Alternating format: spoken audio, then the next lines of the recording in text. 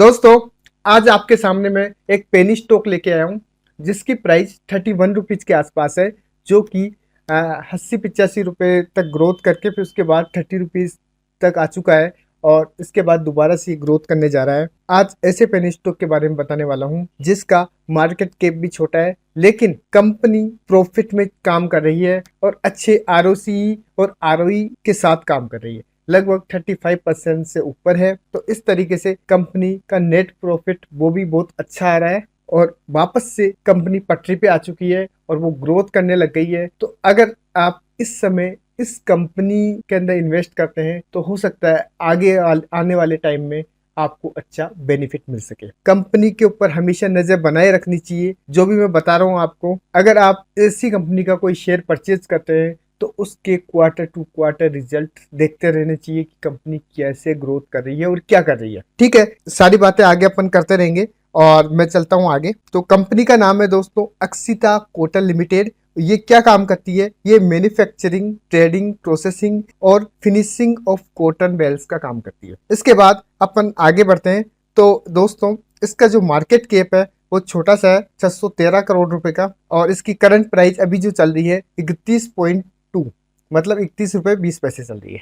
ठीक है, और दोस्तों इसने जो हाई बनाया है वो 83 रुपए का बनाया है और जो लो बनाया है वो है 24 रुपए का। ठीक है, और दोस्तों स्टॉक का पी 27.2 है और जो बुक वैल्यू है वो 2.96 है। थोड़ा ये मुझे वो लग रहा है कि बुक वैल्यू कम है और करंट प्राइस ज्यादा है। कोई बात नहीं दोस्तों, बहुत सारी चीजें होती है। आरओसी इसका 49.1% है और आरओई 38.4% है। ये दोनों अच्छे हैं तो कोई दिक्कत नहीं है और फेस वैल्यू 1 रुपया है। ठीक है दोस्तों, अब अपन आगे चलते हैं और इसका चार्ट देखते हैं। इसका मैक्सिमम चार्ट मैंने खोल रखा है। ये 2 रुपए में फरवरी 2019 में लिस्ट हुआ था और इसके बाद इसने जो हाई बनाया है वो 84 रुपीज के आसपास का। वो हाई बनाने के बाद दोस्तों ये वापस से 30 रुपए के आसपास है, 24-25 रुपए तक जाके वापस से ग्रोथ करना स्टार्ट कर दिया है इसने। ठीक है, अब देखते हैं दोस्तों इसके क्वार्टरली रिजल्ट। अब इसकी सेल्स ग्रोथ देखते हैं अपन। 2021 के अंदर, जून 2021 में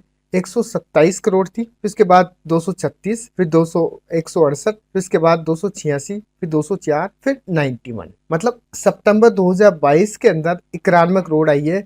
इसका मतलब है यहाँ पे जाके इसको कोई लॉस हुआ है या कुछ और प्रॉब्लम हुई है, यहाँ पे ये सेल नहीं कर पाया है और यहाँ पे जो डिग्रोथ हुई है इसी कारण से ये शेयर वापस से नीचे डाउन हुआ है। फिर उसके बाद वापस से इसने ग्रोथ करना स्टार्ट किया दोस्तों। देखो, फिर उसके बाद उसने 130, 125, 227 और ये 388, मतलब पिछले 3 क्वार्टर से ये बहुत अच्छी ग्रोथ कर रहा है। तो ऐसी ही कंपनी देखनी चाहिए कि जो ग्रोथ करना स्टार्ट कर चुकी है और वो ग्रोथ कर रही है। आगे चलते हैं और इसका प्रॉफिट देखते हैं दोस्तों। अपन नेट प्रॉफिट पे आते हैं सीधा। नेट प्रॉफिट में शुरू में इसने 2.12 करोड़, इसके बाद धीरे धीरे कम ज्यादा होता चला गया, फिर वापस से 2.2 करोड़, फिर 4.7, 5.6, 5.7 और 6.51। ये लास्ट में सितंबर 2023 का जो रिजल्ट आया है वो 6.5 करोड़ रुपए का है। 6.5 करोड़ रुपए का प्रॉफिट इसको नेट हुआ है। तो इस तरीके से ये ग्रोथ बढ़ती चली जा रही है। अपन आगे चलते हैं और ये यहाँ पे भी अपन इसका ईयर टू ईयर देख लेते हैं कि year to year sales growth भी बढ़ रही है और 123, 213, 484, 619, 818। फिर इसके बाद ये बीच में कम हो गई थी और वापस से ये बढ़ती चली जा रही है और ये बढ़ जाएगी आगे। फिर इसके बाद दोस्तों इसके अंदर अपन देखते हैं काम की चीज होती है बोरोइंग और रिजर्व। तो इसके अंदर बोरोइंग है 6 करोड़ और रिजर्व